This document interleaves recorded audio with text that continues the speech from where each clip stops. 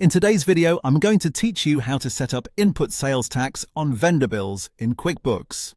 If you need to track sales tax that you pay on purchases from vendors, QuickBooks gives you a way to set that up so your bills calculate correctly and your records stay organized. In this walkthrough, I'll show you how to turn on sales tax, connect it to your tax agency, create the right custom tax rate for purchases, and then apply it when entering a vendor bill. To begin, go to the left-hand menu in QuickBooks and open Taxes or Sales Tax, depending on the version you're using. If sales tax is not already enabled in your company file, QuickBooks will guide you through a setup prompt. Follow that prompt to turn sales tax on. During this process, you'll also set up your tax agency. This is important because it tells QuickBooks where the tax is being reported and helps keep your tax tracking accurate from the start. Once sales tax is active, the next step is to create a custom tax rate. This is the part that allows you to use tax specifically on purchases rather than just on sales.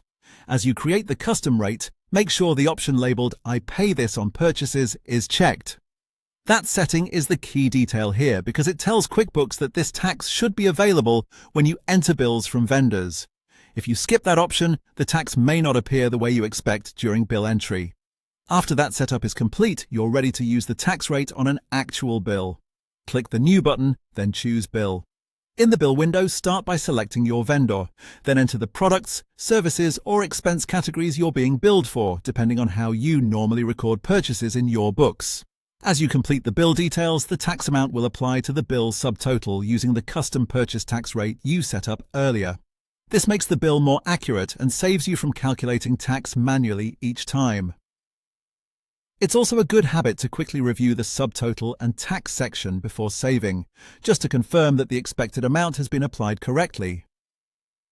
Once everything looks right, you can save the bill and continue with your normal accounts payable workflow. And that's how to set up input sales tax on vendor bills in QuickBooks.